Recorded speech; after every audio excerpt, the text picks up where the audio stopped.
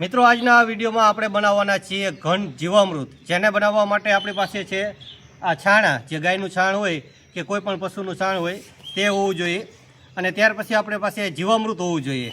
તો આ બંનેથી કેવી રીતના ઘન જીવામૃત બનાવી શકાય તેના વિશેની આજના વિડીયોમાં માહિતી આપવામાં આવશે।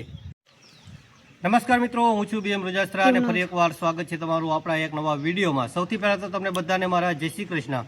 મિત્રો આજના વિડીયોમાં આપણે બનાવી રહ્યા છીએ ઘન જીવામૃત, જેને બનાવવા માટે આપણી પાસે છાણા હોવા જોઈએ અને જીવામૃત હોવું જોઈએ।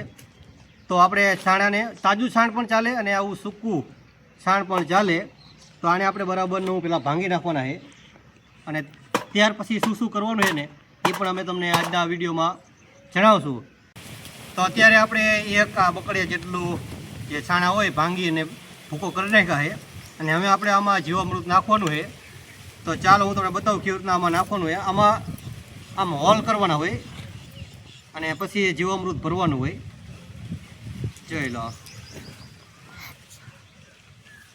આમાં હોલમાં પણ અમે નાખશું અને સાઈડમાં પણ જીવામૃત નાખી દઈશું।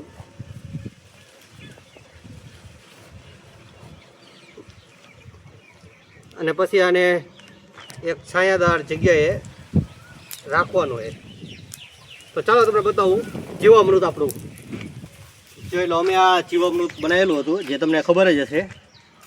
પહેલાં આને એક વખત હલાવી નાખવી, અને આને તમે 8-10 દિવસ લગી તમે યુઝ કરી શકો, ત્યાર પછી આની કેપેસિટી ઘટતી જાય।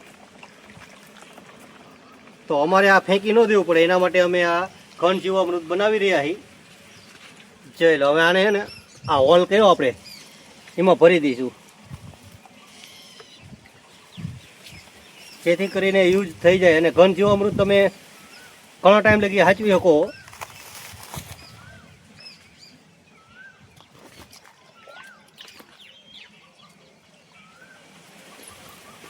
ઘન જીવામૃત બનાવવા માટે બસ તમારી પાસે જીવામૃત હોવું જરૂરી છે।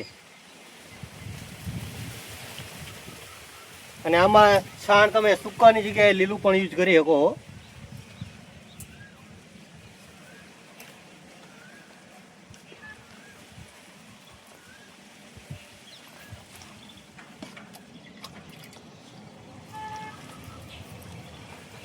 તમારી પાસે લીલું છાણ હોય તો તમે આ રીતના આને હોલ કરી શકો, અને હોલ કરી અને ભરવાનું હોય।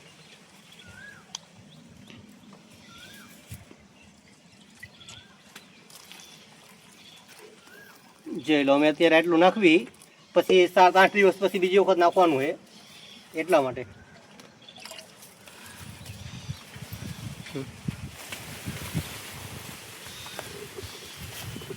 તો અમે આને અહીંયા રાખી દેવી છાયાવાળી જગ્યાએ, અને ઢાંકી દઈશું કંઈક।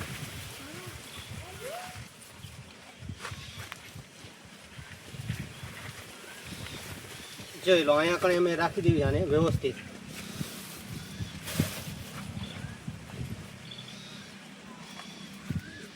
થોડું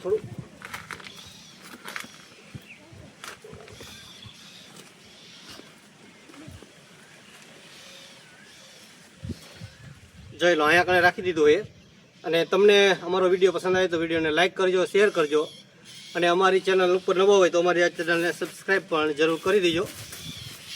તો આને આપણે કોથળો અથવા અત્યારે પ્લાસ્ટિકની થેલી ઢાંકી દેવી, અને આને 7 થી 8 દિવસ લગી આમ જ રહેવા દેવાનું હોય। અને 7-8 દિવસ પછી આપણે જે પણ પ્રોસેસ કરશું તે અમે તમને વિડીયોમાં બતાવશું।